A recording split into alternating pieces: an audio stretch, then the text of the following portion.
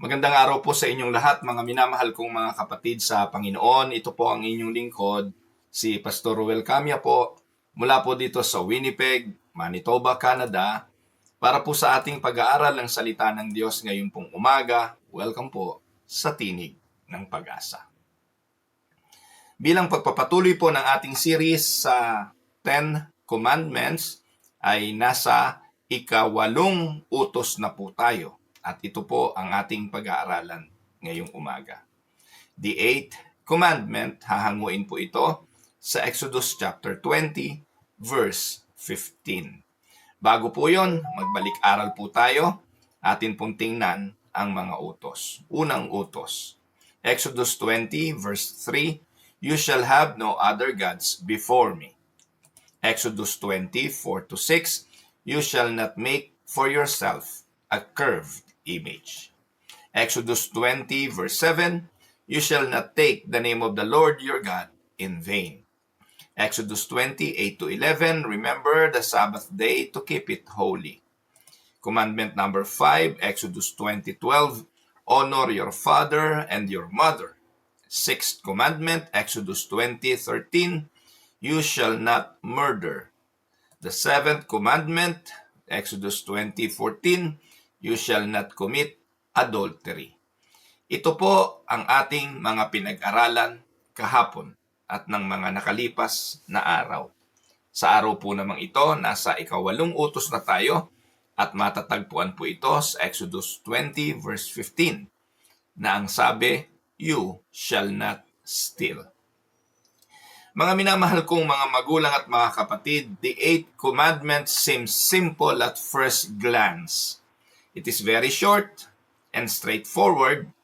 You shall not steal.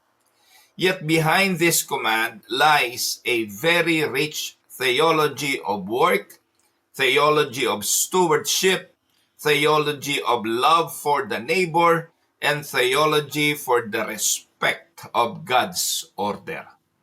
Napakahalaga rin po ng mga pag-aaral tungkol sa kautosang ito. Sa Reformed traditions, the commandments are not just only prohibition of specific action, but also commands to pursue the opposite. Lagi ko pong sinasabi yon dito po sa pag-aaral ng 10 utos. Hindi lang po ito pagbabawal, kundi ito'y isang proteksyon. Halimbawa, pag sinabing thou shall not murder or thou shall not kill, hindi lang ito prohibition to kill or to murder, kundi ito'y proteksyon sa buhay. Thou shall not steal, hindi lang po ito prohibition on taking someone else's property, but a protection also of the property of other people.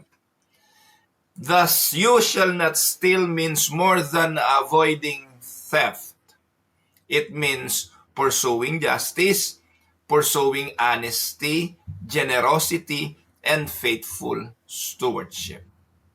Kaya sa kautosang ito, matatalakay din po mga kapatid ang pagiging mabuting katiwala. Kumusta tayo sa mga bagay na ipinagkatiwala sa atin ng Diyos? Saan nagmumula ang pagnanasang magnakaw?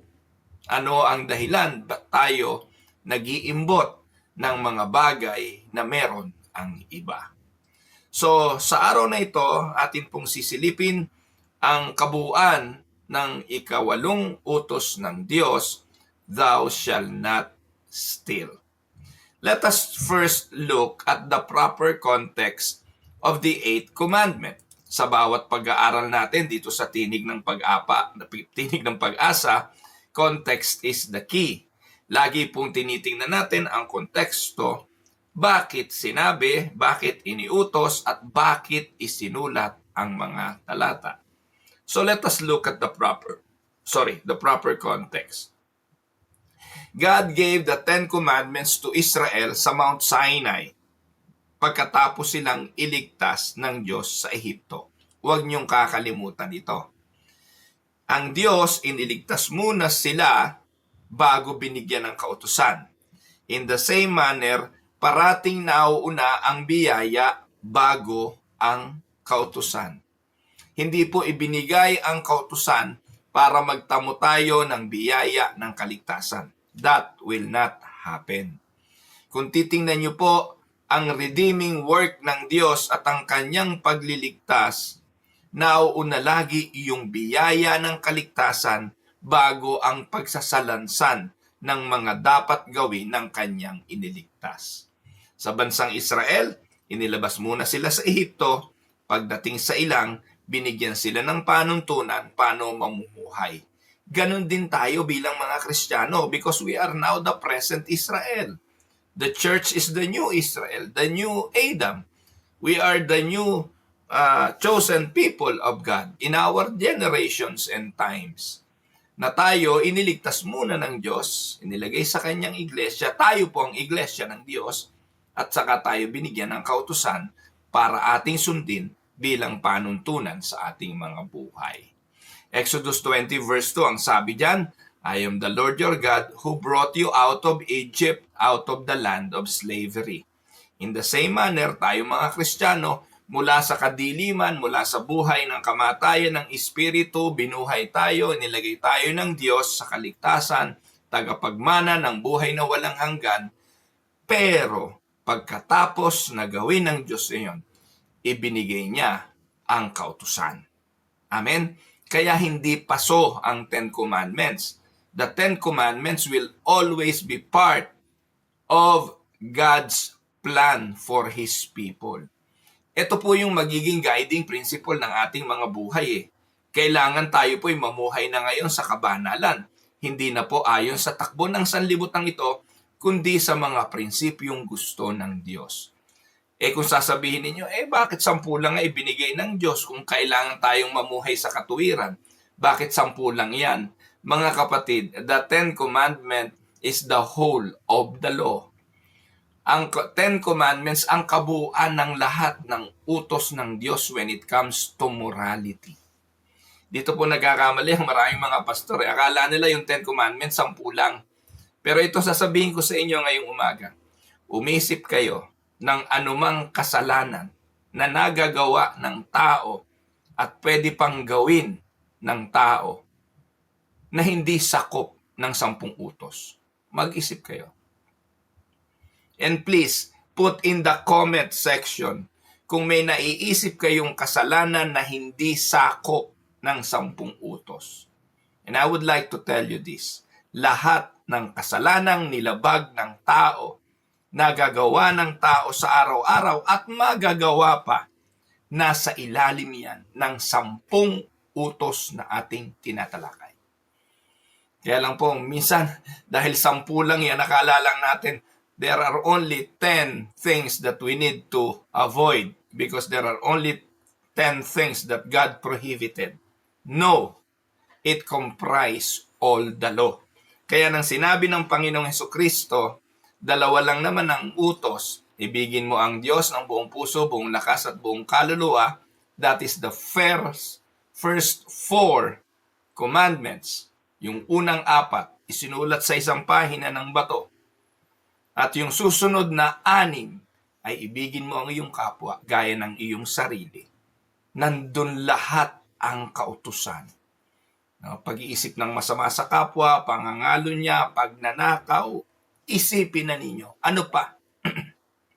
Kinurot mo yung kaaway mo, kinurot mo yung kapitbahay mo, nag-isip ka ng masama, lahat yan nandun sa 10 utos ng Diyos.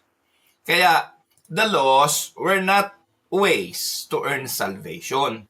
God already delivered Israel from slavery and they were saved by God already. But after being saved, God gave them the covenant. They were the covenant guidelines for how redeemed people are to live in relationship with God and another. Kaya hanggat nandito tayo sa mundong ito, kailangan natin ng guide, kailangan natin ng prinsipyo, at ang 10 utos ang mga giya, guidance na pwede nating panuntunan on how to live a moral and holy living or righteous living. Kaya, to understand the prohibition against stealing, it is important to establish 5 biblical principles. Para natin lubusang maunawaan ang utos na thou shall not steal, ilatag muna natin ang 5 biblical principle. Una, God owns everything. Amen mga kapatid? Ang Diyos ang may-ari ng lahat. Umisip kayo ng isang bagay na hindi pag-aari ng Diyos. Ano ba ang bagay na pinahahalagahan mo? Ano ba ang bagay na sa tingin mo ay napaka-importante? Sasabihin ko sa iyo, ang may-ari niyan ay ang Diyos. Even the very life that we have, ito po ay pag-aari ng Diyos. Yan po ang sinasabi ng sumulat ng salmista o ng salmista sa 24 verse 1 ng Psalm. Ang sabi, the earth is the Lord and the fullness thereof, the world and those who dwell therein. Pag-aari ng Diyos ang mundong ito, ang kabuuan nito at ang lahat ng nananahan dito. Yan ang unang prinsipyo. Tandaan ninyo, wala tayong pag-aaring anuman. Kung meron man tayong sinasabing atin, lupa, kayamanan, pera, buhay, o kung anumang iyong tinetreasure, take note, katiwaldas lang tayo nito. Ang tunay na may-ari ay ang Diyos. Second principle, everything I have is a gift from God. Na-reiterate ko na yan kanina. So lahat ng meron ako ay sa Diyos. Sa 1 Corinthians chapter 4 verse 7, ang tanong diyan, what do you have that you did not receive? Anong meron ka na hindi galing sa Diyos? Sige nga po mga kapatid, sabihin na natin, sumweldo ako ngayon. Sweldo ko yon. Bunga yon ng aking pagpapagal. Gumigising ako ng maaga para ako ay pumasok sa trabaho, 8 oras kong gugugulin ang aking lakas para magawa yon. Tanong, saan naman galing ang iyong lakas? Saan galing ang iyong enthusiasm and desire na magtrabaho? Saan galing yung iyong desisyon na pumasok sa bawat araw? Kasi kung tayo lang ang masusunod, maghihiga na lang tayo, hindi po ba? Pero God gave us the desire, the enthusiasm, the energy, the power to do things. Kaya walang anuman na pwede tayong ipagmalaki na galing sa atin. First principle, God owns everything. Second, everything I have is a gift from God. Pangatlo, I am a steward of all His given to me. So lahat ng meron ako, katiwala lang ako. So yan po ang sinasabi ng 1 Peter chapter 4 verse 10.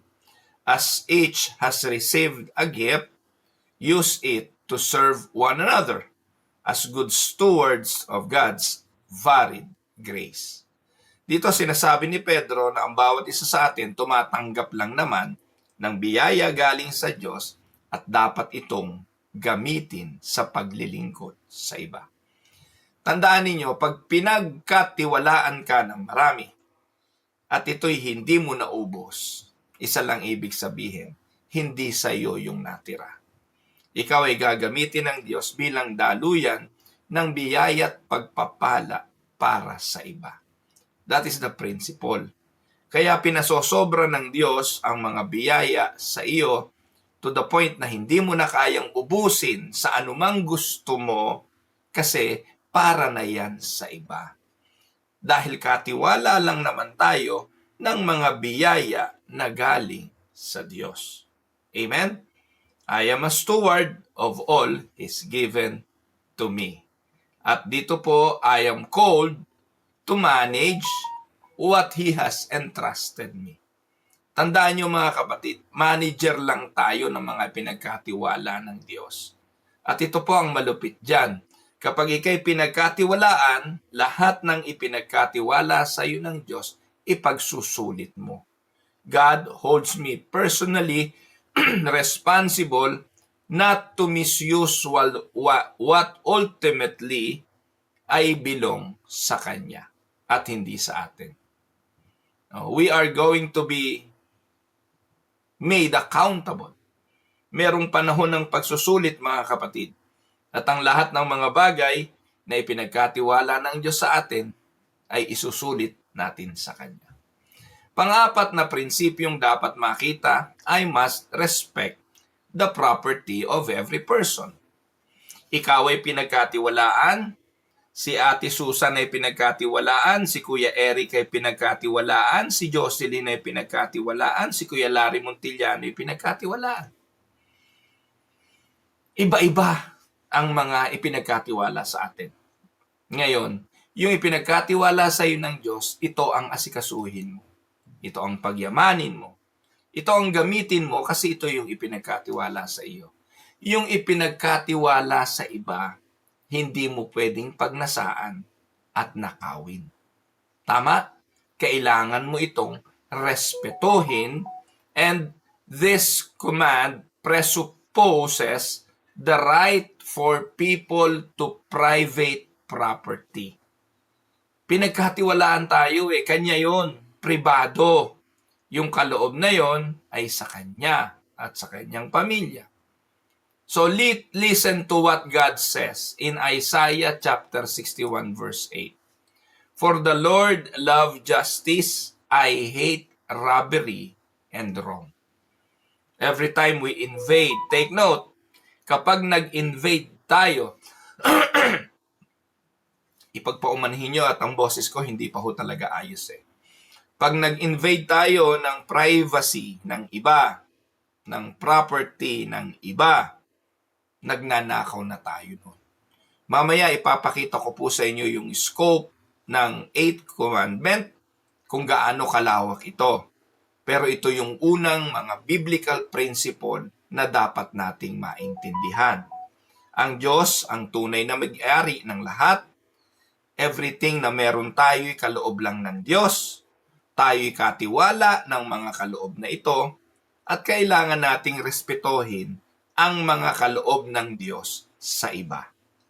Igalang at huwag nating nasaing nakawin. Panlima na prinsipyo, I must be a giver, not a taker. Instead of stealing, I am to be involved with sharing. Amen, mga kapatid. Sa halip na magnakaw, dapat ay magbahagi. Sabi ni Pablo sa Ephesians 4:28, let the thief no longer steal, but rather let him labor, doing honest work with his own hands, so that he may have something to share with anyone in need. Ito po ang prinsipyong pinapaalala lagi ni Apostol Pablo. Sinasabi ni Apostol Pablo, kung ikaw ay magsisimulang tumigil sa pagnanakaw at kikilos ang iyong mga kamay, magkakaroon ka. At kapag nagkaroon ka, magkakaroon ka ng pagkakataong mag-share sa iba. Alam niyo po mga kapatid, ang greatest joy na pwedeng taglayin ng isang tao ay yung nakita mo na sa pamamagitan ng resources na ibinigay sa iyo ng Diyos ay naging sagot ka sa pangangailangan ng iba. Naranasan niyo na po ba mga kapatid na kayo ay maghikahos? Yung kayo ay dumating sa kawalan na talagang hindi niyo alam kung saan kayo dadampot. Marahil ng susunod na kakainin. Yung susunod na itutugon sa pangangailangan. Hindi po ba kapag may ginamit ang Diyos para tugunan yon, parang anghel ang tingin natin sa taong yon at parang Diyos dahil naging kasagutan sa ating pangangailangan. Alam niyo po mga kapatid, yan ang dahilan kung bakit madalas pinapasobra ng Diyos ang ating mga biyaya o ang mga biyaya niya sa atin. para mag-reflect sa buhay natin ang refleksyon ng Diyos, na ang Diyos ay provider at nagiging daluyan ng biyaya ng Diyos ang kanyang mga anak. Kapatid, when was the last time na naging daluyan ka ng biyaya ng Diyos? Kailan naging pagpapala sa iba ang pagpapalang pinasobra ng Diyos sa buhay mo? Ngayon, kung sasabihin mo, lagi naman hong kulang, pastor. Hindi naman ho sumusobra. Hindi ako naniniwala sa iyo. Kapatid, hindi ka lang nagkakasala ng pagnanakaw, nagkakasala ka ng pagsisinungaling. Kasi hindi ako naniniwala na ang Kristiyano ay nagkukulang. Amen? Now, anong disenyo ng 8th commandment? Why was the 10th or the 8th commandment was given? So, the 8th commandment was designed to 1. Protect private property and possessions. Kung gusto niyo basahin, kayo na po ang bumasa sa Exodus 20 or 22, 1 to 15. Again, uulitin ko, the commandment number 8, which is thou shalt not steal, is not only a prohibition, but a protection of private property and possessions. Second, the 8th commandment was designed to promote honesty in business and dealings. Leviticus 19:11 to 13. Bakit binanggit yan? Kasi po napakaraming mga negosyante magnanakaw. Napakaraming mga naghahanap buhay magnanakaw. Napakaraming pagkakataon ikaw at ako magnanakaw. Sa paanong paraan? Mamaya, isa-isahin natin yan, paano tayo nagiging magnanakaw. Kaya ikaw ngayon na nakikinig sa akin, aminin mo man o hindi, magnanakaw ka rin. Pare-pareho tayong magnanakaw. Masakit pakinggan, pero yan ay totoo. Kaya lagi ipinapaalala sa atin, merong isang utos na huwag tayong magnanakaw. It also designed to reflect the character of God who is just and generous. And the last is to cultivate community of trust, equity, and charity. So, here's the main idea today. Ano ang ating ultimate goal for today? 1. When we steal, we take from persons who possesses it and from God who owns it. Ito ang prinsipyo, mga kapatid. Ito ang unang idea. Pag nagnakaw ka, kumukuha ka sa private property ng iba na ang tunay na nagmamay-ari ay walang iba kundi ang Diyos. Therefore, ang conclusion niyan, pag nagnakaw ka sa Diyos. Kasi siya ang tunay na may-ari. Tama? Ngayon, when we trust God's provisional or providential provision, we will treat people and their property with respect. Bilang mga mananampalataya at nagtiwala tayo doon sa providential provision, sa kapangyarihan ng Diyos na mag-provide, na hindi siya nagpapabaya at siya ang may-ari ng lahat, itatrato natin ang pag-aari ng iba ng may respect. Hindi tayo mag-iimbot, hindi tayo magnanasa, at pasasalamatan natin ang Diyos sa lahat ng kanyang biyaya. So, when we trust Him, we will treat people's property with respect. Alam niyo po, sa isang survey na ginawa ng Barna Group, 86% daw ng adults claim that they kept this command. Tanungin niyo yung mga congressman sa atin sa Pilipinas, magnanakaw ka ba? Baka sampaling ka bigla. Tanungin niyo yung mga senador, kung magnanakaw ba sila, magagalit sila sa iyo. No one will admit that they steal. They are robbers. Wala. At kayo po, nung sinasabi ko kanina na kayo yung magnanakaw, baka magalit kayo, bigla kayong mag-alisan sa pakikinig. Wala namang kasing umaamin na sila ay nagnanakaw. Ano po? So, 86% of adults claim they kept this command. Someone's not telling the truth because stealing is the most common crime in our country, the Philippines. Bata pa lang tinuturuan ng magnakaw Napaka daming pagkakataon at maaring sa oras na ito may nag-iisip na magnakaw o merong nagnanakaw. Kapatid, makinig ka sa akin. Very simple. This is very simple. Kung ngayong oras na ito, nasa trabaho ka at ikay nakikinig ng tinig ng pag-asa, kahit gaano kabanal ang iyong pinakikinggan, sasabihin ko sa iyo, nagnanakaw ka. Bakit?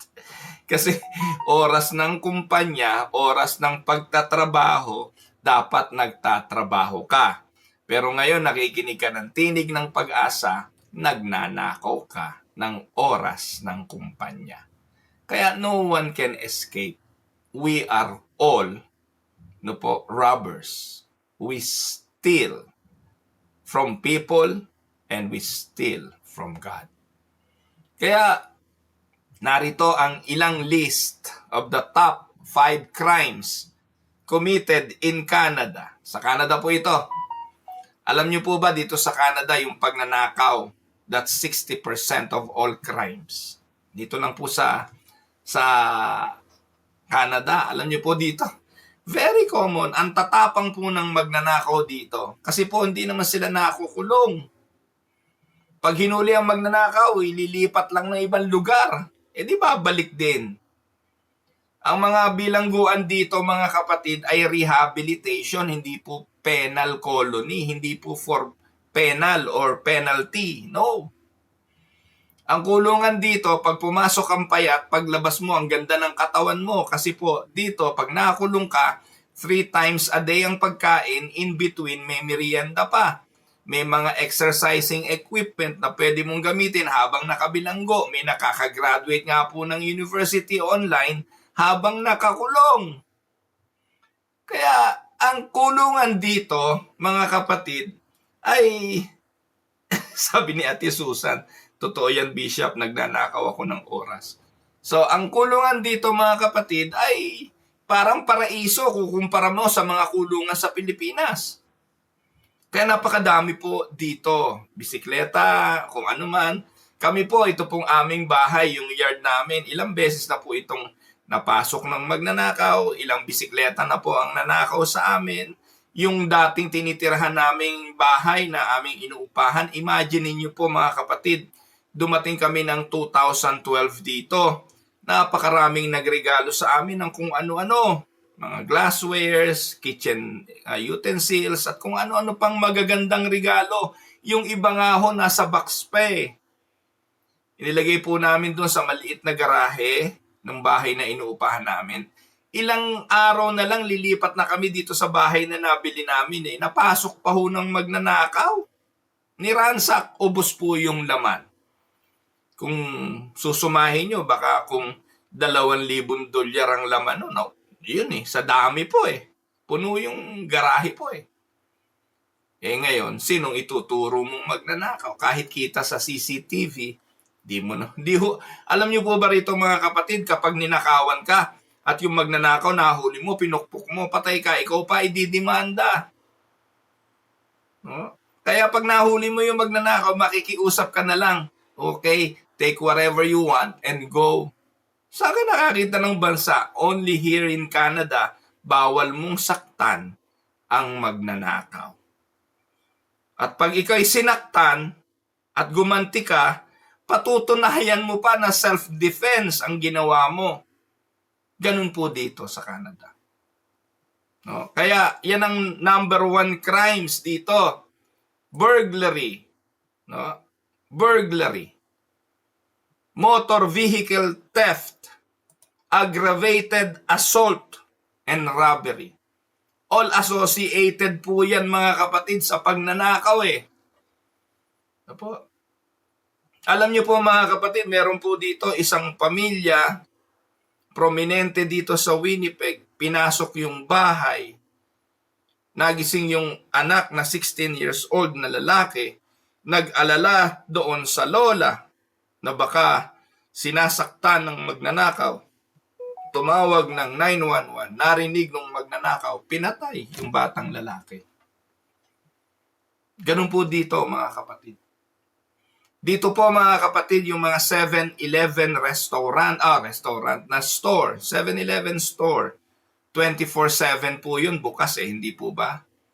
Hindi lang po dito po sa area namin, kundi ako nagkakamali, 1, 2, 3, 4 yung malapit na 7-Eleven store dito po sa aming lugar. 4 nagsarang sabay-sabay. Bakit? Kasi pumapasok po yung magnanakaw, may dalang backpack, pupunuin yung kanilang backpack, lalabas. Wala naman pong gwardiya ang 7-Eleven.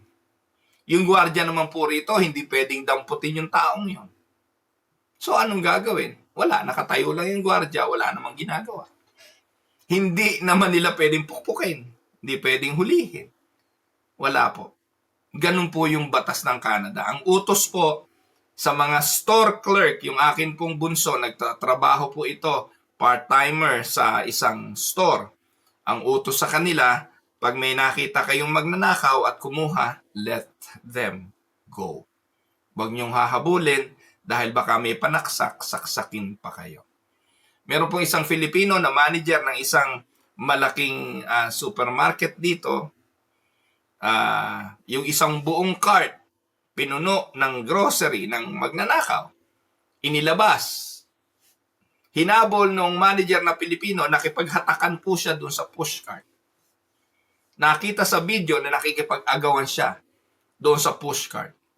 Alam niyo po ginawa ng store, siya pa ang tinanggal sa trabaho. Yan po yung totoo. Totoong pangyayari dito. Now, there are 3 additional reasons why people steal. Makinig po kayo. 3 pangunahing dahilan kung bakit nagnanakaw ang tao. Una, discontent with what God has given. Kaya po tayo nagnanakaw kasi hindi tayo kontento sa kung anong ibinigay ng Diyos. Tama o mali? May pagkain naman kaso hindi masarap. Magnanakaw. May damit naman kaso hindi maganda, magnanakaw. Merong bagay na meron naman siya, hindi siya kontento, magnanakaw. Kaya discontent is one vital or primary reasons why people steal. Second, distrust in the provision of God. Hindi nagtitiwala na ang Diyos ay magpo-provide. Kaya nagnanakaw. Alam niyo po mga kapatid, dumating po ako doon sa punto na hindi ko rin po alam kung anong gagawin. Naranasan ko po ito nung ang aking nanay ay inatake for the second time, heart attack. Ako po mismo ang nagdala sa kanya sa hospital. At sinugod po na ako po mismo kasi nakasakay po sa aking sasakyan nung inatake yung nanay ko. Doon po sa Daang Hari, alam niyo po ba yung Daang Hari sa Las Piñas? Doon po kami inabot. At alam niyo po kung ano pinakamahal na hospital dyan sa Pilipinas? Yung Alabang Medical. So doon ko po siya nadala sa Alabang Medical Center. Kasi yun ang pinakamalapit po doon. Isang araw ay 100,000. 100,000 pesos a day. Na-revive po yung nanay ko pero brain dead, coma, may hininga pero wala na rin po. Hindi na rin po namin nakausap.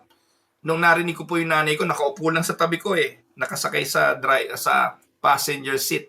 Humihilik. Gumaganon. Akala ko tulugan nanay ko pala, inaatake na. Nakauwiwi na siya sa kanyang salawal nung dinala ko sa ospital. Bigyan ng heartbeat. Pero 2 araw po sa hospital na yon ng nanay ko. At binawian siya ng buhay. Almost, mahigit 200,000. More than 200,000 for 2 days. Saan namin kukunin yon?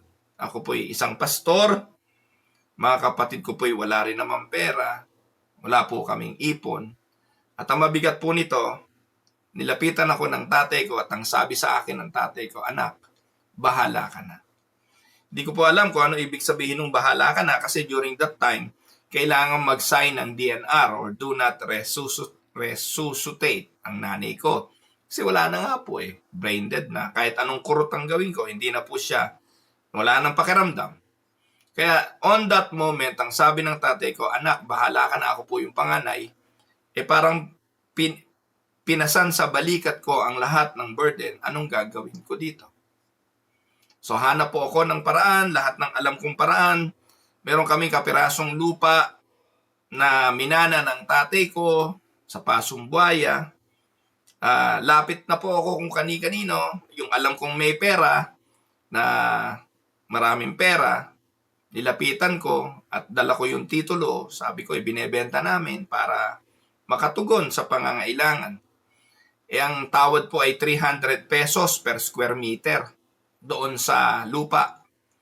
Sabi ko, pwede po ba wag muna bentahan kasi ang gusto bentahan. Imagine niyo, dala ko yung titulo, hindi naman iba sa amin yung nilapitan ko. Ang gusto, ibenta na namin yung lupa sa 300 pesos per square meter. So, hindi ko po magawa kasi kung ibebenta ko, nanghihinayang po ako doon sa lupa. So, inuwi ko po yun. Plano ay sanla in case na magkapera, tubusin. Umuwi po ako, hindi ko po alam kung ano gagawin ko. Talaga hong mga kapatid, lahat ng mga taong alam ko na makakatulong sa akin, nilapitan ko, kinapalan ko ang mukha ko. Awa naman ng Diyos, yung mga kapatid ng nanay ko. Shout out kay Kuya Boy, kay Lola Eps, ayan, kina Ate Maring, ayan, kina Lola Nanay Orang. Yung mga kapatid ng nanay ko, sila yung malaki ang naitulong. Umabot po ng 200,000 mahigit. At utang, inutang ko po sa kanila yung mga pinambayad namin sa hospital. At ang sabi ko po sa Panginoon, Lord, sabi ng tatay ko bahala na ako. Pero ang sabi ko sa Panginoon, Lord, bahala ka na. Ang nanay ko po, kung di ako nagkakamali, 5 araw ba o 6 na araw pinagburulan. Pero hindi ko kayo maniwala. Sa dami ng taong nagmamahal sa nanay ko, nagmamahal sa amin po. Ako po ay noong araw na yun, mga panahon na yun, nasa national office ako ng paglilingkod ng general evangelist ako noon. Napakarami pong tumulong. Hindi kayo maniwala, baka mabot po ng 300,000 pesos yung mga naging abuloy sa nanay ko. Nabayaran ko lahat ng utang, lahat ng nautang namin, nabayaran ko. Salamat po doon sa mga nagpautang. Di ko po yun nakakalimutan, kaya binabanggit ko kayo dito. At tinatanong ko po yung malaking utang na loob. Kasi madalang po ako nakalapit because of money. Hindi po ako sanay mangutang. Sabihin niyo po sa akin, kung meron po akong inutangan na lumapit ako at sinabi kong pautang, wala pong ganun. Naniniwala po ako sa provision ng Diyos at maging yung bahay namin dyan sa Regata sa Anabu, yan po ay biyaya ng Diyos. May tao rin ginamit, huwag ko nalang banggitin dahil ayaw nilang ipabanggit, na sila'y naging tuwang din namin sa pagbili ng bahay na yon sa Anabu, na naging pamasahe naman namin papunta dito sa Canada. Lahat ay nagpapatong-patong, nagtitiyap-tiyap ayon sa plano ng Diyos. Kaya mga kapatid, never distrust the provision of God. Hindi po ako nakapagnakaw. Hindi po ako nakagawa ng masama nung mga moment na yon. Because nang sinabi ng tatay ko, bahala ka na anak, sinabi ko naman sa tatay ko, bahala po ang Panginoon. At alam niyo po mga kapatid, noong ililibingan nanay ko, nakabili pa kami ng lupa sa Manila Memorial. 2 na binili namin, ibinili na rin namin yung tatay namin para hindi na siya mamumroblema pag siya namatay. Kaya po 2 sila, andun. 2 yung libingan namin doon sa Manila Memorial, na doon po nakalibing ang nanay ko at ang tatay ko. So, anong reason kung bakit nakakapagnakaw, nakakagawa ng masama? Kasi hindi nagtitiwala na tutugon ang Diyos. Amen, kapatid? May pangangailangan ka ba ngayon? Nasa brink of desiring to steal or gumawa ng masama ka na ba? Pagtiwalaan ng Diyos. Maniwala tayo sa kanyang provision. At pangatlo, denial of love for neighbor. Kaya nagnanakaw kasi walang pakialam doon sa iba. Hindi mo ba naiisip na kapag nagnakaw ka, yung ninakawan mo, baka huling pera na niya yon? O baka yun na lang din yung kailangan niya? Minsan nga po, ang mga ninanakawan ng iba mga mahirap na tao din Ang hino-hold up yung mga taong nangangailangan din. Can you imagine? Kasasahod lang. Maaaring yung kanyang maliit na sweldo, yun din yung pantugon sa pangangailangan ng pamilya, hold upin mo. Okay lang kung hold upin mo, misa sasaksakin mo pa, papatayin mo pa, para lang sa pera o sa property o kung anumang iyong nanakawin. Naririnig natin ito. Kaya, yung pagnanakaw, ang reasons, discontentment, distrust in the provisions of God, and denial of love for neighbor. Sabi nga to take is to hate, to loot is to loathe. Amen? Ang kumuha ay pagkapuot, ang magnakaw ay pagkasuklang. Amen? Now, let us go to the biblical support and expansion of the commandment. Tingnan natin po yung forms of stealing in the scripture. Ano-ano ba yung forms of stealing sa Biblia?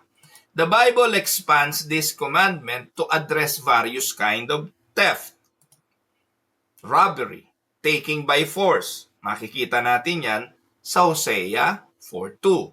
Fraud or deception, dishonest weights and measures. Proverbs 11:1, Amos 8:5. Ito yung mga pandaraya. Yung bang paniniwalain ka na malaki tubo. Ito yung mga pandaraya katulad ng pautangin ka. Ang tubo naman 20%. No? Ang tawag doon ay pagnanakaw din. Ninanakawan mo yung mga taong walang kakayahan. Pinapainan mo ng pera para sa malaking tubo. Deception. Alam niyo po sa Pilipinas, usong-uso yung gold bars. Dahil ang tao silaw na silaw sa anumang kumikinang. At yung Yamashita treasure hunting hindi matapos-tapos kasi nandyan napakadali makapang scam.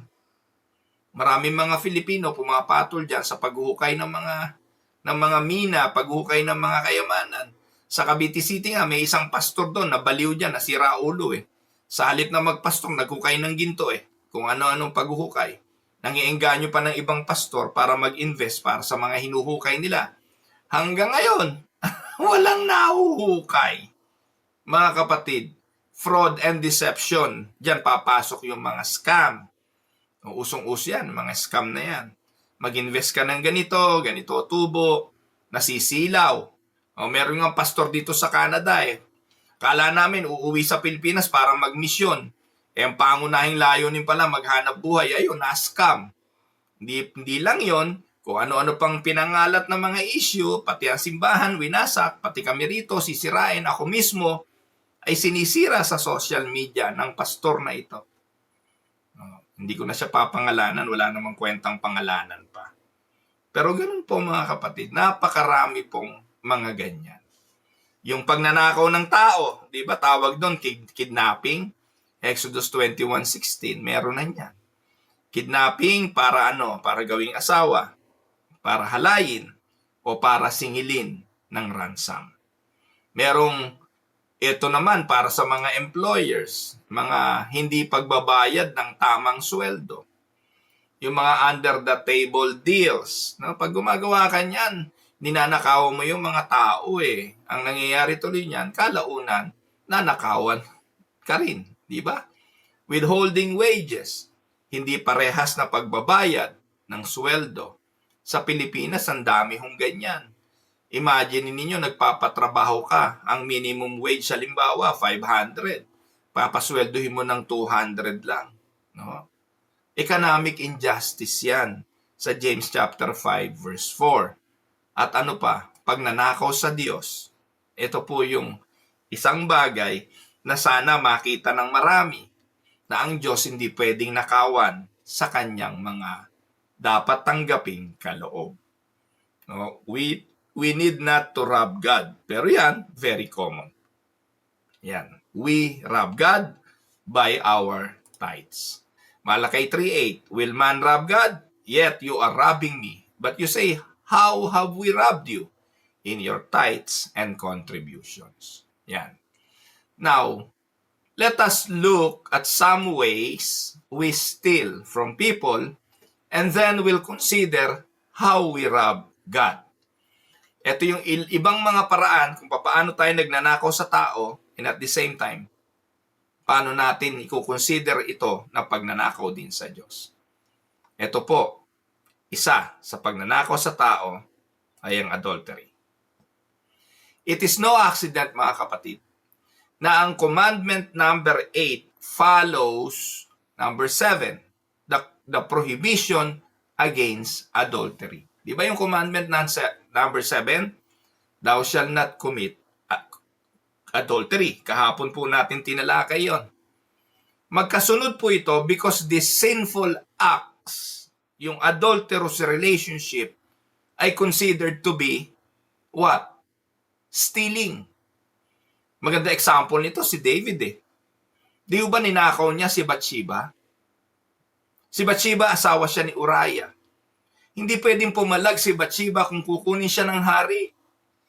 Ang salita ng hari hindi pwedeng mabahali. Napakamakapangyarihan ni David para ang kanyang magustuhan ay walang makatatanggi. Kaya nang nakita niya si Bathsheba naliligo, kinuha niya ito. Ninakaw niya ito. At hindi lang siya nagnakaw ng asawa, pinapatay niya ang asawa nito na si Uriah at nagresulta pa ng iba't ibang uri ng mga kasalanan.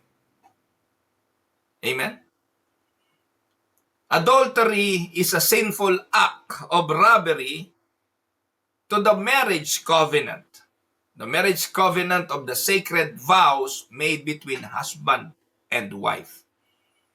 Kaya kung ikaw ay meron ka ngayong kabit, makinig ka sa akin, ikaw na kabitero, hindi kabitenyo, no? Na meron kang number 1, number 2, number 3. Kung babae ka man o lalaki ka man, ninanakawan mo ang iyong asawa at nagnanakaw ka sa asawa ng iba. Kaya hindi ka lang adulterer, magnanakaw ka pa. Tama? Number 2, stealing someone's innocence. This can happen through immorality or abuse. Ito yung ginagawa ng mga guro sa kanilang mga estudyante, ng mga boss sa kanilang mga empleyado, ng mga superior authority sa kanilang mga lower ranking under authorities. Ninanakawan natin ang mga inosente. Yung mga politiko, ninanakawan nila ang mga tao. Alam niyo po ba mga kapatid, makinig po kayo kung ito po yung logic. Kaya napakahirap talagang pagtiwalaan yung mga politiko eh. Wala naman tayong magagawa, nandyan na yan eh. Alam niyo po ba, para ikaw ay maging isang senador, kailangan mo ng 200 to 300 million. Na-compute na po nila yan. You need 200 to 300 million pesos. Kasi para maikot mo ang buong Pilipinas, kailangan mo yon. Kailangan may campaign manager ka bawat barangay, bawat lungsod, bawat probinsya. Siyempre, pag may campaign manager ka, barangay, no, bawat probinsya, bibigyan mo ng pera yon para mangampanya para sa'yo. Tama? Pag wala kang ganong makinarya, imposible kang manalo. Wag na ho yung nilalagyan mo yung COMELEC. Balita ngayon, 1 billion eh. Ang ibinayad daw ng isang senador kaya nanalo. Wag na yon. Kundi para ikutin ang buong Pilipinas, you need 200 to 300 million campaign funds. Tanong, magkano ba sweldo ng isang senador? 80 mil lang yata isang buwan. Saan kamay ng Diyos mo babawiin yung 200 to 300 million? Ang sagot, magnanakaw. Kaya lahat ng senador na yan, pag nakikita ko pong naghihiring, tingin ko lahat magnanakaw. Hindi po ako humahatol, pero yun po, figure ang nagsasalita. Hindi nila mababawi yung ginasta nila kung hindi sila magnanakaw. Kaya, ito namang mga tao, hindi ko alam kung inosente o nagtatanga-tangahan. Na ang mga ibinoboto, ewan. 3. Kidnapping and trafficking. Binanggit po ito kanina ni Pastor Jason Bersuela. The earliest rabbinic tradition interpreted these commands as specifically prohibiting the stealing of people. Yan. So, in the very next chapter, we read in Exodus 21:16, whoever steals a man and sells him, and anyone found in possession of him shall be put to death. Death penalty ang hatol ng rabbinic law sa kidnapping. Po. Alam nyo mga kapatid, talagang bawal yan. Po. Pang-apat, sabi diyan, whoever steals a man, yan, Exodus chapter 21 verse 16. Pang-apat, theft. Theft involves the taking of someone's property without permission. Things have gotten so bad na ngayon mga kapatid, dito sa Manitoba, gaya ng binanggit ko kanina, parang nag-grocery lang ang mga magnanakaw dito, kuha ng kuha, hindi na binabayaran. Sama dun yung shoplifting. According to the National Association of Shoplifting Prevention ng Amerika, more than 13 billion worth of goods are stolen from retailers each year. Ito, robbery. This involves the taking of property through force or the threat of force. Burglary. Burglary involves breaking into a structure to commit a crime. So those are the distinction. Baka akala nyo pare-parehas lang yan eh. May mga definition po yan at yan ang mga definition. Ito pa ho, pang-walo. Ito yung binabanggit ko kanina. Stealing from employers. Paano tayo nagnanakaw sa employer? This can involve lifting office supplies for personal use, padding expense reports, taking longer lunches, laziness, or cheating on time cards. Pag nanakaw yan mga kapatid, 30 minutes lang ang break, minsan lampas ka na, 1 oras ka na. Nagwa-washroom, gaano ba kahabang umihi? Bakit dala mo yung cellphone mo, iihi? Nakaupo ka sa cubicle, lalaki ka. Dahil nagsa-cellphone ka, 30 minutes kang umihi, 30 minutes ang ninakaw mo sa kumpanya. Or taking office supplies. Kailangan ng anak mo ng kokomban. Tawag natin do kokomban. Coupon band. Iuwi mo sa anak mo yung coupon band galing sa office mo. Ballpen sa office mo. Lapis sa office mo. Ibibigay mo sa anak mo. Ninanako mo sa opisina. For personal use. Tapos i-charge mo expenses. Alam niyo po mga kapatid, alam ito ng mga kapatiran sa Winnipeg Unida at mostly yung mga nagiging treasurer ng Winnipeg Unida. Ako po ay tamad na tamad gumawa ng expense report. Tamad na tamad po akong mag-reimburse. Kung mga simpleng murang halaga lang. Ito po, I've been doing doctrinal classes. I've been doing discipleship classes. Ako po yung kapag nagdisipulo, nagturo, hindi lang po ako may handouts. Gusto ko po kompleto PowerPoint. Magbibigay po ako ng ballpen, clipboard. Yung mga estudyante ko, may kanya-kanya silang clipboard, may ballpen, may handout sila every sessions. It was just recently na humihingi na ako ng bond paper supplies sa church.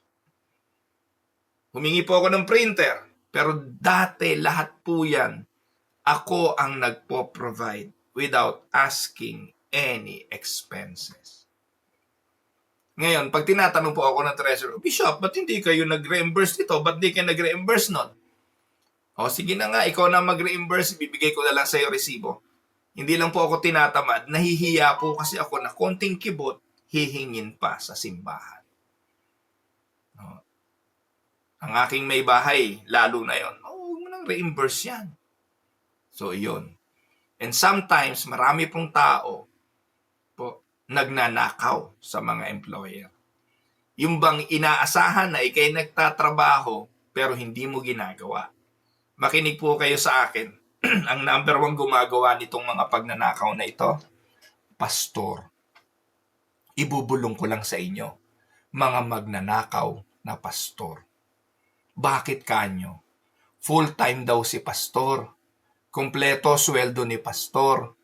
Pero si pastor, na naging bishop pa nga no? Pastor na siya ng isang simbahan, full-time. Susweldo siya doon ng full-time, pero nagtatrabaho siya sa eskwelahan din. Full-time pa rin. Tapos, hindi lang yun, bishop pa nga rin siya Full-time pa rin.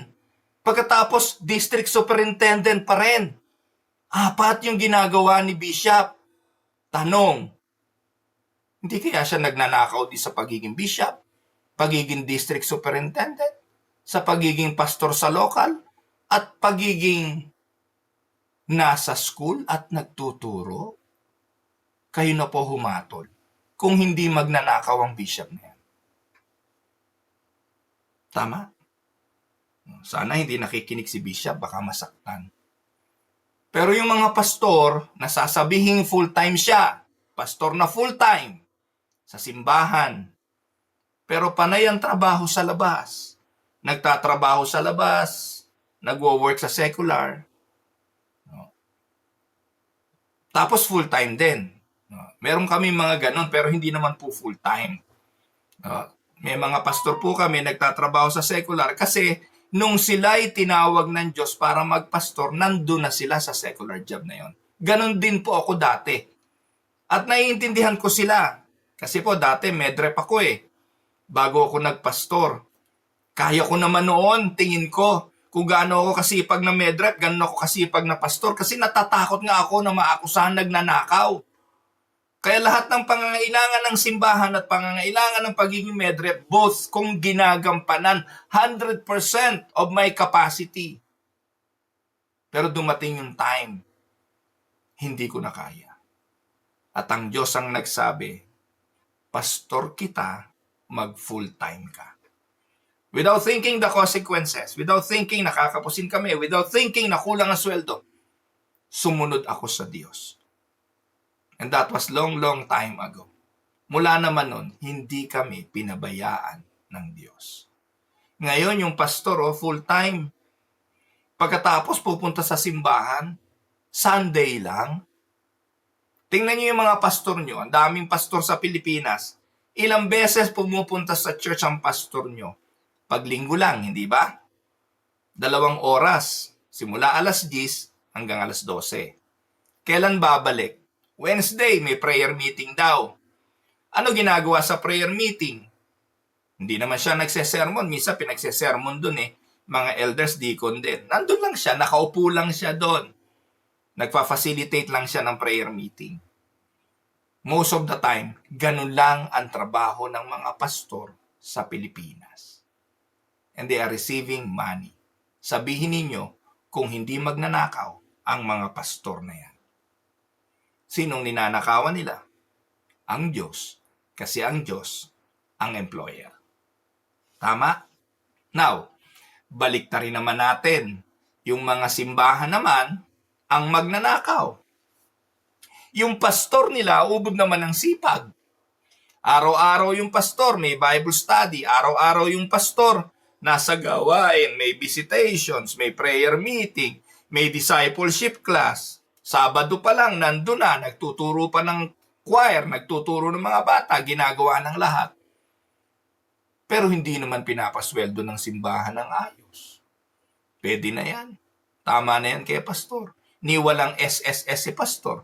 Walang retirement benefit si pastor. Kulang ang sweldo ni pastor. O di ba magnanakaw din ng employer? Di ba ang employer ang Diyos? Sabi mo, pastor, tama po kayo. Pero yung mga namamahala ng pera ng Diyos, minsan parang sila ang may-ari ng pera. Meron po akong alam na malaking simbahan sa Pilipinas. Laki-laki ng simbahan eh.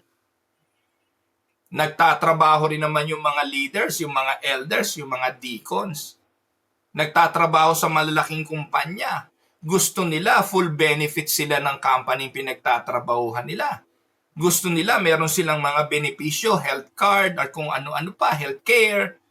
No? Pero yung pastor nila, no, 8,000 lang ang sweldo a month. Parang alipin kung ituring nilang utusan na sila ang nasusunod. Nakakaawa yung mga pastor na ng ganun. Ano? Marami akong alam na ganun. Kawawa yung mga pastor. Kasi yung mga employer, samantalang ang Diyos ang may-ari noon, pero yung mga elders, leaders ng church, akala mong sila ang may-ari ng pera ng simbahan. Kung tipirin yung pastor, gano'n na lang. Tapos, pagdating sa mga walang kwentang bagay, gano'n sila, full support. Pagnanakaw din yun. Po. Kaya ang sabi nga ng Biblia, huwag ninyong tatalian ng baka habang nagigiik. Po. Huwag ninyong tatalian ang baka habang nagigiik. Kaya kami rito, now we make it a point na talagang suportahan namin ang mga manggagawa. Suportahan namin ang mga pastor. Nakapag-suporta nga kami sa Pilipinas nang wala naman kaming attachment eh. Hindi nga namin mission eh. We just support them. Sinuportahan lang namin. At willing kami mag-support. Kasi naniniwala po kami, hindi naman amin yung perang yan eh. Yan ay sa Diyos. At alam niyo po, at the end of the day, dapat yung perang yan gagamitin sa gawain ng Diyos. Hindi po kayo nag-iipon ng pera, non-profit po tayo. At ang non-profit hindi dapat nagwi-withhold ng pera. Hindi dapat humahawak ng pera. Alam niyo po mga kapatid, kung nag-iipon kayo para sa building fund, that's good. Pag nakabili ka ng building fund, tama na ipon. Dapat gamitin na yan sa mga gawain ng Panginoon. Pero alam niyo po, naging prinsipyo ko, nung dumating ako dito sa Winnipeg, unahin natin ang gawain ng Panginoon. Ibibigay ng Diyos ang building sa kanyang panahon. In His right timing, in His time, ibinigay sa amin ang building na kailangan namin. Sa ngayon, okay pa naman, nagagamit pa. No? Hindi pa naman masyadong napupuno. Pero pag dumating kami doon sa punto na hindi na kami talaga kasya, naniniwala ako, bibigyan kami ng Diyos ng mas malaki pang building. Ay marami pa ito eh. Sabi diyan ng James 5:4, "Behold, the wages of the laborers who move your field, which you kept back by fraud, are crying out against you, and the cries of the harvesters have reached the ears of the Lord of hosts." Refusing to work. Ito mga kapatid, ito naman yung sa ayaw magsipagtrabaho. Alam niyo po ba na ang Diyos ang nagbibigay ng lakas para magamit sa paghahanap buhay? While some are not able to work because of disability, naiintindihan natin yon. Kung hindi ka nagtatrabaho dahil disabled ka at ikay retired na, naiintindihan ko yon. Pero may mga taong talagang ayaw magtrabaho, ubod ng tamad, malalakas pero palamunin. Yun po ay pagnanakaw din. No? Ito po mga kapatid ay hindi lang sin against society. This is a sin not only to your family, but a sin to God who gave you your strength to use. 2 Thessalonians 3:10-12, for even when we were with you, we would give you this command. If anyone is not willing to work, let him not eat. For we hear that some among you walk in idleness, not busy at work, but busybodies. Now, such persons we command and encourage in the Lord Jesus Christ to do their work quietly and to earn their own living. Sakit nga magsalita ni Pablo eh. Huwag daw pakainin yung ayaw magsikilos eh. Kasi pag nanakaw din yun. Sipin mo, kain ka ng kain, ninanakaw mo yung pinagtrabahuhan ng iba. No? Pagdating mo, nagrereklamo ka pa, ba't ito lang? Wala kang trabaho eh. No? Dapat nga, huwag pakainin eh. Pero kung sino yung mga hindi nagtatrabaho, sila pa yung reklamador. Tama? Miski sa church eh, yung mga, yung mga cricket na nakatayo sa fence, mas maingay kaysa sa kalabaw na nag-aararo sa bukid. Isa lang ibig sabihin nun, yung may pakinabang tahimik, yung walang pakinabang, sila yung maiingay sa church. Sila yung nagrereklamo lagi. Common yan, mga kapatid. Ano pa? False measures and deceptive practices. Yung mga maling timbangan, mga magnanakaw, sabi nga, a false balance is an abomination to the Lord. Yung mga mapandaya sa negosyo. Dito po sa Canada, pag bibili ka, no, bibili ka ng anumang bagay, tatanungin ka pa eh, cash po ba or credit? Ako po as much as possible, cash or card, as much as possible, I don't pay cash. Kasi po pag nagbayad ka ng cash, most of the time, yung mga business dito, hindi na yun ibinabayad ng taxes. Sisingilin ka ng tax ng business, pero sila hindi magbabayad ng tax. Automatic po rito mga kapatid eh. Dito sa amin, dalawa tax namin. May provincial tax kami at mayroong government federal tax. Kaya po yung tax namin dito, sa binibili namin, ay 7%. 7 ba? 13%. No, 13%. Ang lupit, no? Sa Pilipinas, IVAT 10% lang. Dito po, 13 ba o 12? Basta something like that. 5-7. 5% sa province, 7% sa federal government. Kaya pag bumili ka ng 100, no, o ang tax nun ay $12. Tama? That goes to the government. Yung may-ari ng tindahan, automatic dapat yung 12% na yon sa gobyerno yon. 5% nun sa Manitoba, 7% sa federal Canada. Pero pag nagbayad ka ng cash, siningil ka ng store ng taxes na dapat bayaran mo pero hindi niya ibabayad yun sa gobyerno, ninanakawan na tayo, nanakawan pa rin yung gobyerno.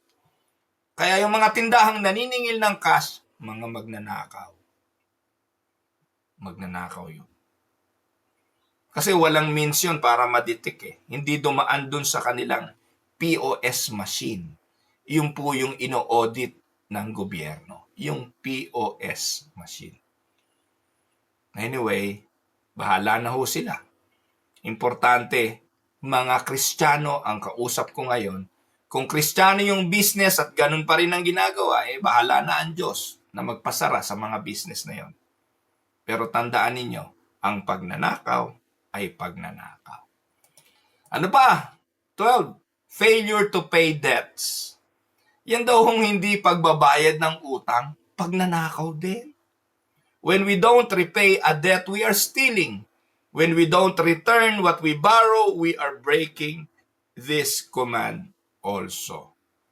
Po, ang sabi ng Psalms 37, verse 21, the wicked borrows but does not pay back, but the righteous is generous and gives. Ayan. Ano pa? Lying on our taxes. Sa Pilipinas, marami hindi naman nagpa-file ng income tax eh. Po.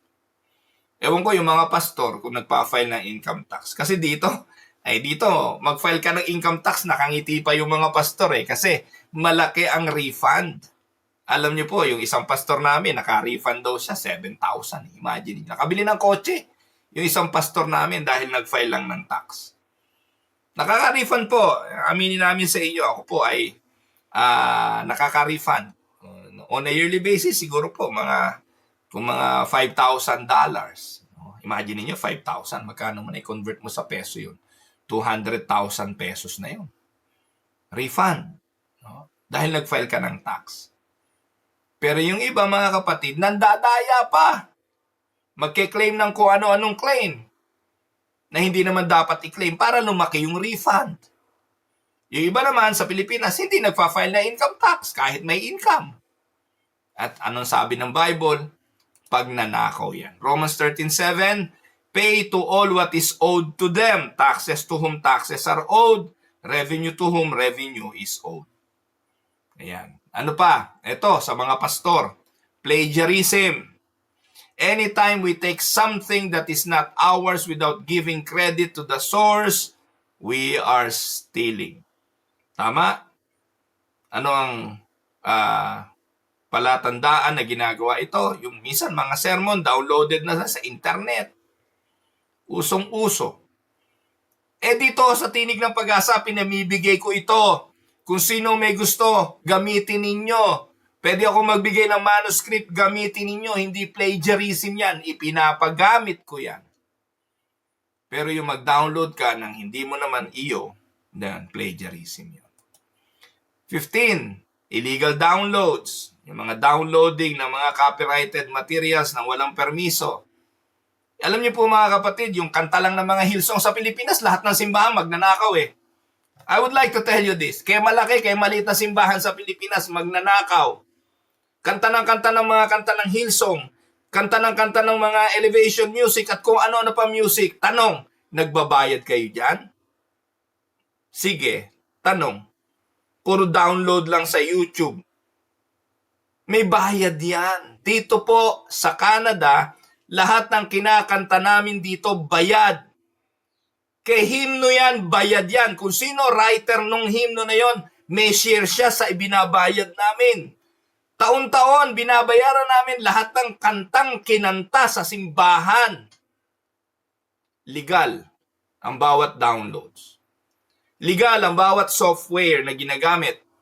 Ang software namin sa pagpoproduce ng music, ang pagla-live broadcast, lahat yan legal, bayad. Ito po sa TNP ngayon. Nakita nyo yung ating screen, yung pagpoproduce niyan. May mga software akong ginagamit.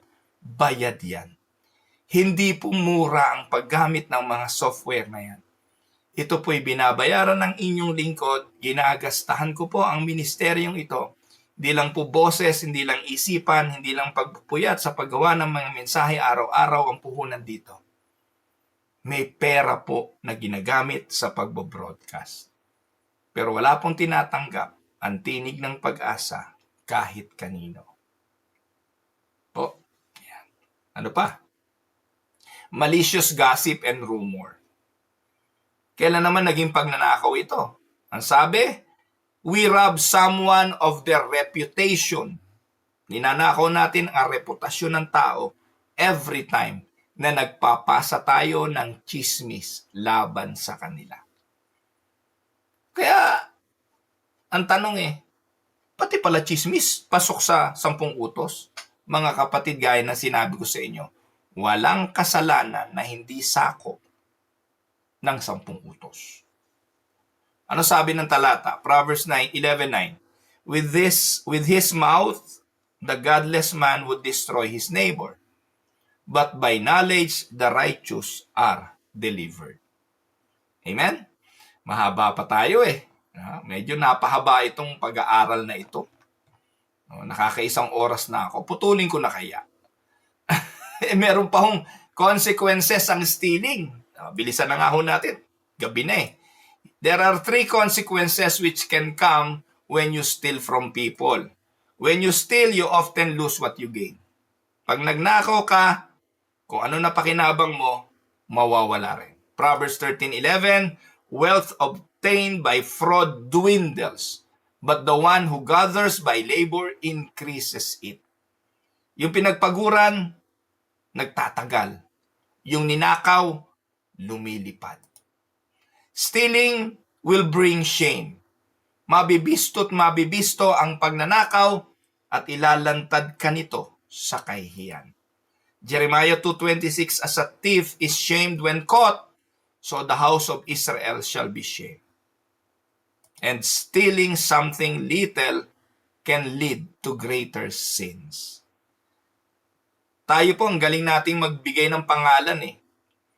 Na po. Pag malaki ang kinuha, tawag natin doon, plunder. Kapag lumampas na raw po ng milyon-milyon ang ninakaw, plunder na tawag doon. Sa Tagalog yung plunder, pangungulimbat. At ang mga nakakasuhan ng mga pangungulimbat, ang na-plunder case, si Erap Estrada, presidente ng Pilipinas, ang kaso niya, plunder. Sino pa? Sina Jinggoy Estrada, plunder. Yung mga politiko, puro plunder yan. Ngayon, yung vice president, plunder ang kaso. Kaya may impeachment.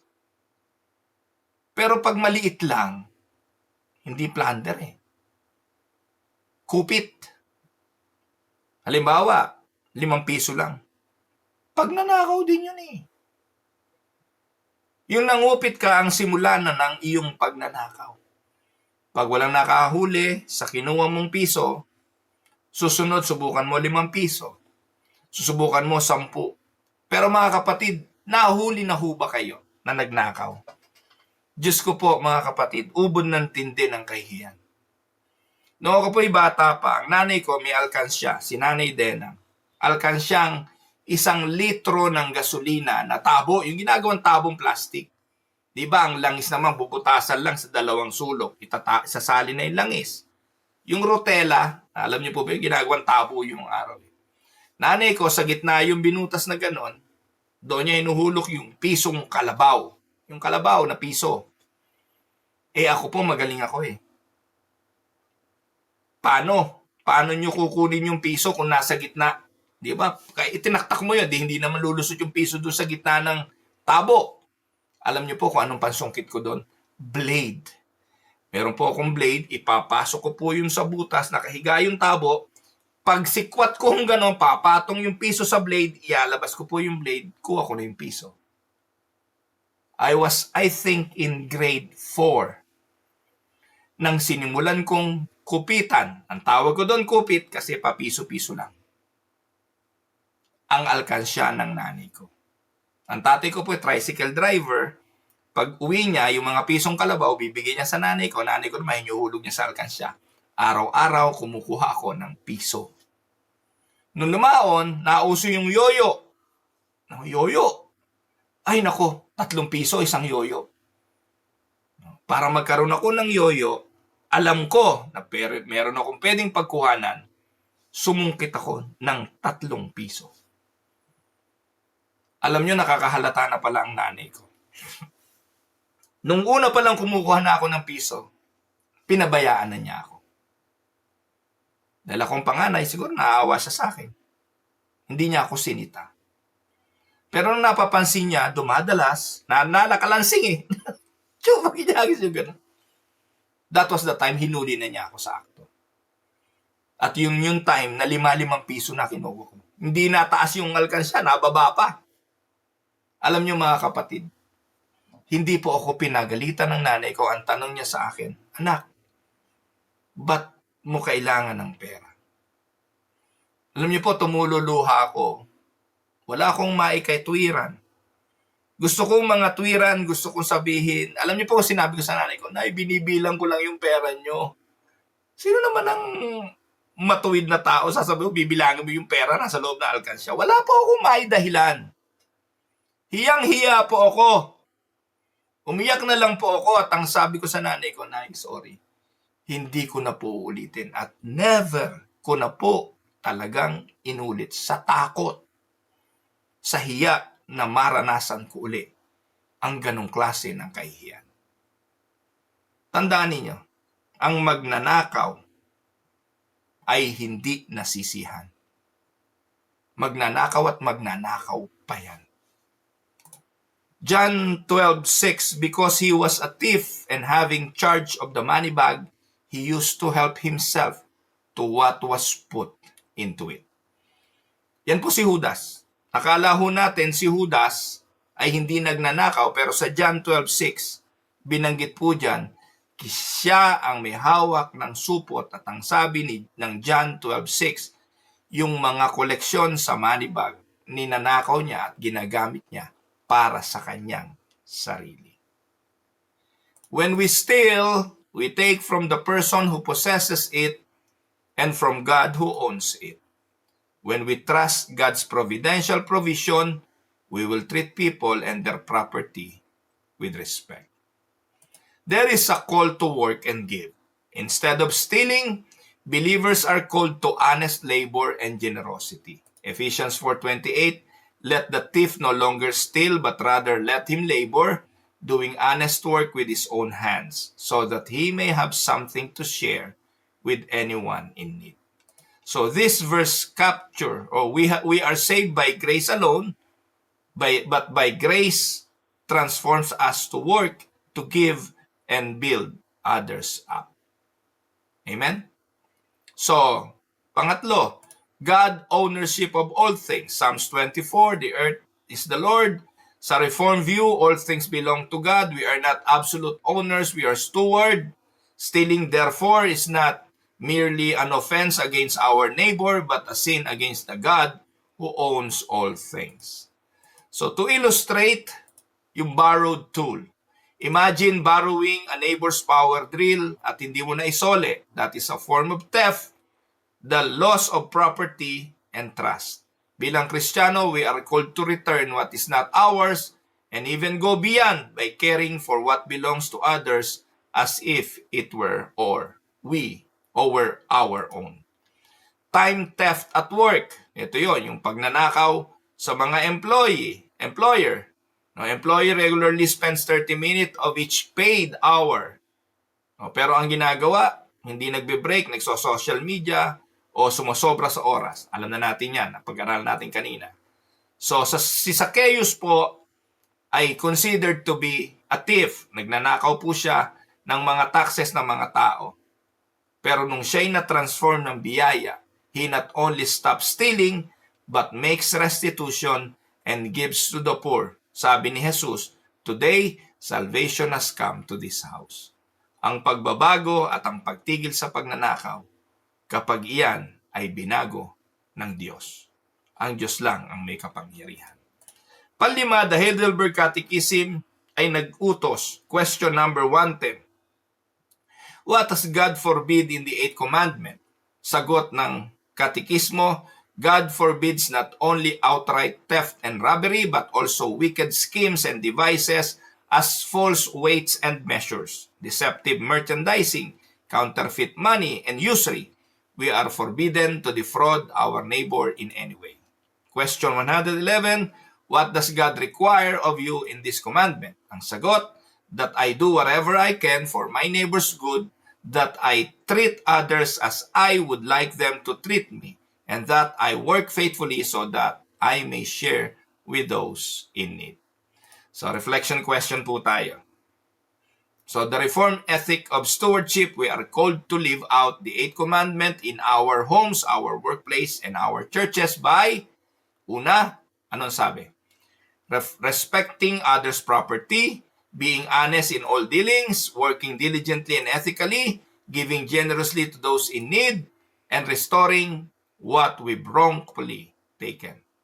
Bilang baon, reflection questions number 1, have I ever taken something that didn't belong to me, even in small subtle ways like time, credit, possession? Am I honest in my business and financial dealings? Do I view my possessions as gift to be stewarded for God's glory and others? Is there someone I need to repay or reconciled with because of past dishonesty or theft? How can I practice generosity this week in a tangible way? And bilang closing thoughts, in Christ, we are no longer takers, we are givers. Amen? We are stewards, not hoarders. Let us honor God by loving our neighbor through integrity, honesty, and generosity. 2 Corinthians 8:9, for you know the grace of our Lord Jesus Christ, that though he was rich, yet for your sake he became poor, so that you by his poverty might become rich. Napahaba po tayo, paumanhin na po. Ito po ang inyong lingkod, si Pastor Ruel Camia po, mula po dito sa Winnipeg, Manitoba, Canada, para po sa ating pag-aaral ng salita ng Diyos ngayong umaga. Dito po sa Tinig ng Pag-asa. See you tomorrow, mga kapatid.